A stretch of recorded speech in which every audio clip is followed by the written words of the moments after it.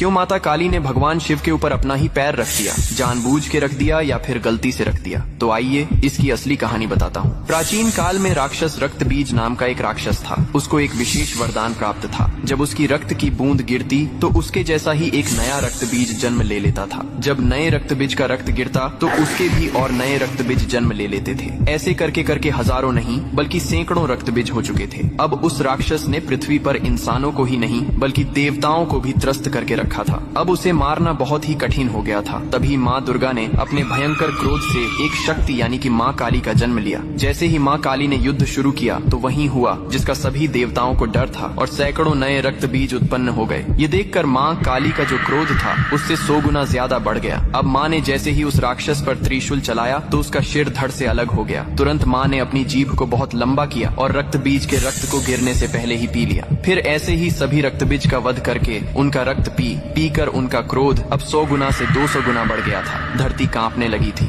समुद्र मथने लगे थे, देवता भयभीत होकर इधर उधर भागने लगे थे। तब देवताओं ने भगवान शिव से प्रार्थना की, हे महादेव, आप ही माता काली के संताप को शांत कर सकते हैं। शिव ने देवताओं की पुकार सुनी और माँ काली के सामने युद्ध भूमि में पहुंच गए। लेकिन माँ अपने तांडव में इतनी लीन थीं कि उन्होंने शिव को भी नहीं देखा। तभी भगवान शिव ने स्वयं माता के चरणों में लेट गए। जैसे ही माँ काली का पैर अनजाने में शिव के सीने पर पड़ा, तुरंत उनका क्रोध शांत हो गया। उन्होंने नीचे देखा तो अपने प्रिय पति शिव थे। यह देखकर उनकी जीभ शर्मिंदगी से बाहर निकल आई। इसके बाद शिव ने मुस्कुराते हुए कहा, हे माँ, तुम्हारा यह रूप सृष्टि के संतुलन के लिए था, लेकिन यह रूप अब धरती पर बहुत धाम धूम से पूजा जाएगा। यही कारण है कि तस्वीर में और मूर्तियों में माँ काली को शिवजी पर खड़े हुए दिखाया जाता है, जो बहुत